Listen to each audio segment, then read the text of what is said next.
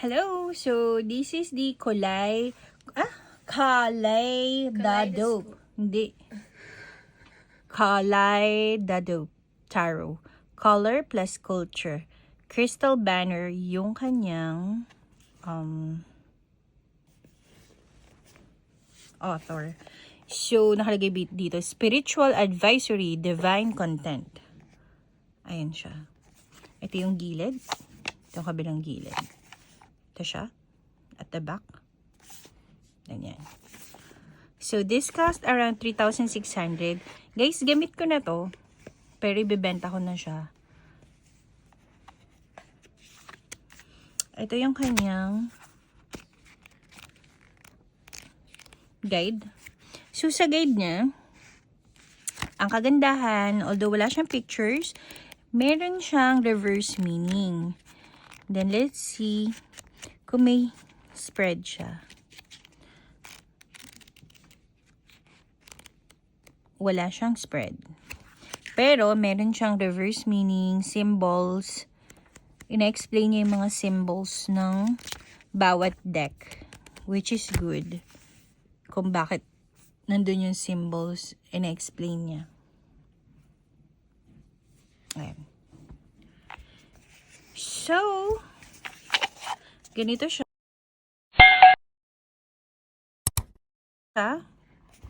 Plain black.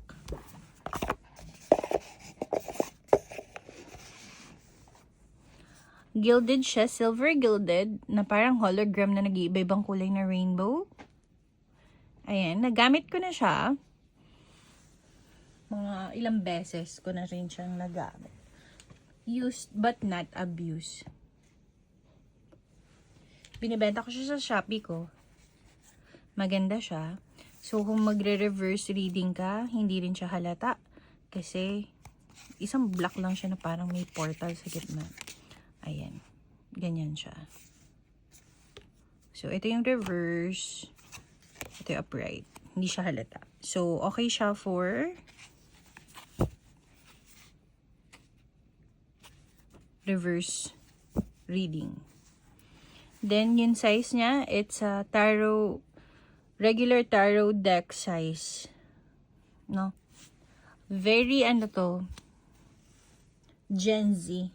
Very Gen Z type of tarot siya. So, the Fool, lalagay ko siya dito. Lalagay ko siya sa gilid para pag mabilis, you can pause and then you can check it. Alright? So, this is the Fool. Yun lang, wala siyang nakalagay na the Fool, the Magician. Wala siyang explanation na ganun. The Fool, the Magician, the High Priestess, the Empress. Ang sexing buntis niyan. The Empress, the Hierophant. Oh, sorry, the Emperor, the Hierophant, the Lovers. Nakaubad yung the Lovers.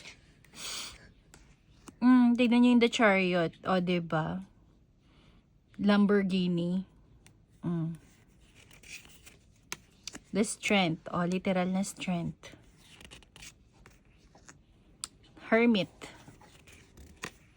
Wheel of Fortune niya talaga is, pang casino na wheel. Spin wheel. Then, the Justice. The Hangman. Death. Tignan niyo yung death niya. Ang cute, diba? Ganyan yan kapag may namamatay sa labas. Tapos nilagyan ng chalk. Yan. Ito the Devil. The Tower.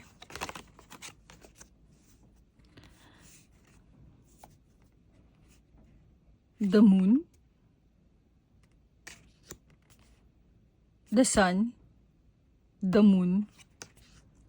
No, the Sun. Ngayon nagkalito-lito na.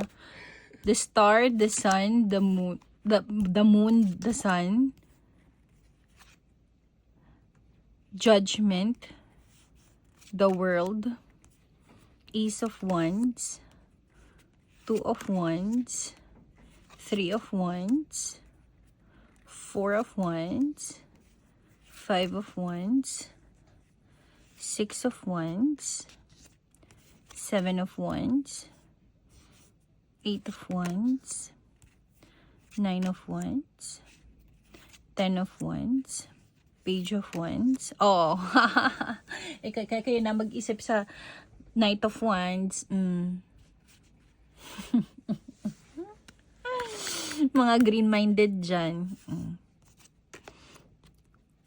Queen of Wands, King of Wands, Ace of Swords, 2 of Swords, 3 of Swords, 4 of Swords, 5 of Swords, 5 of Swords, 6 of Swords, 7 of Swords, 8 of Swords, 9 of Swords, 10 of Swords, Page of Swords. Sa Lego to Knight of Swords, Queen of Swords, King of Swords. Effort na effort yung drawing ng King and Queen Tignan nyo. Kaya ko to drawing Ace of Cups, 2 of Cups, 3 of Cups, 4 of Cups, 5 of Cups, 6 of Cups. Paano kaya naging nostalgia tong 6 of Cups, no? 7 of Cups, 8 of Cups, 9 of Cups, 10 of Cups, Page of Cups, Knight of Cups, Queen of Cups, King of Cups. Ito naman yung Pentacles. Naging Ace of Coins, 2 of Coins, 3 of Coins, 4 of Coins, 5 of Coins, 6 of Coins, 7 of Coins, 8 of Coins, 9 of Coins, Palasyo ang 10 of Coins, Page of Coins, Knight of Coins, Queen of Coins, and King of Coins. So, ayan. Tignan mo, nag-iiba-iba kulay. Ang ganda, no? Nagre-rainbow siya, no? Parang kakulay siya nito. O, tignan nyo. Oh, diba? Ang galing. Nakikita nyo ba? Ang ganda. Very Gen Z type of tarot ito. So, kung isa-shuffle mo siya, ganito, okay lang din. Carry lang.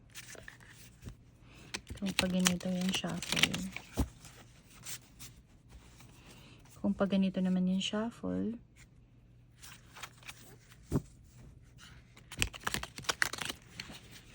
swabe lang din siya. Guys, nagamit ko na to. Pero hindi ko siya gamit na gamit, ha. Kung titingnan nyo, nagde-dent siya ng ganyan. Ayan. Parang siguro mga 5 times ko lang siyang nagamit. Pero nag-dent na siya ng ganyan. Hindi ko alam kung dents yan or because of this holographic gilded side niya.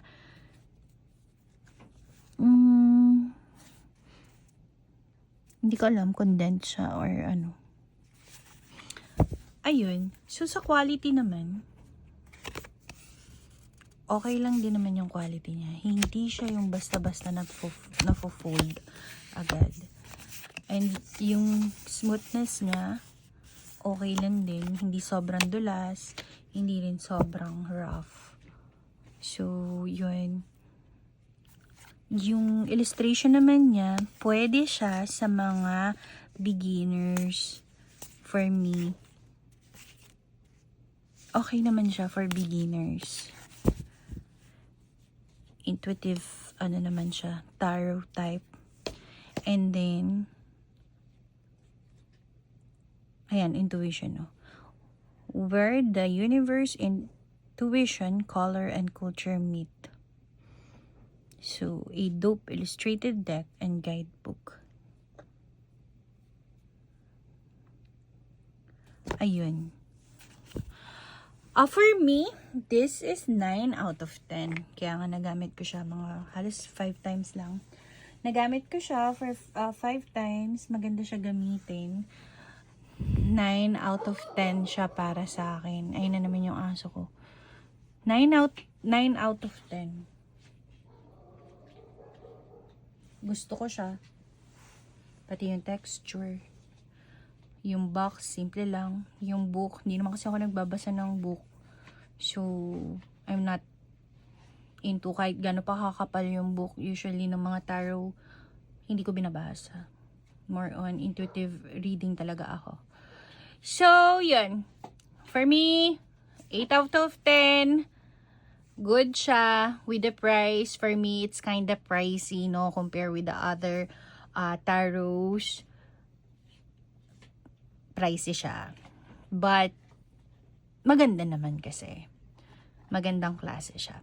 Actually, may oracle nito. I-review ko rin siya sa susunod.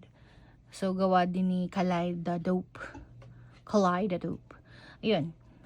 If you have any tarot, Lenormand, or oracle in mind that you want me to review, baka meron na ako, please comment below. I-review ko siya. If not, I'll try my best to find it. So, yun lang. See you in my next video. Don't forget to like and subscribe. Bye!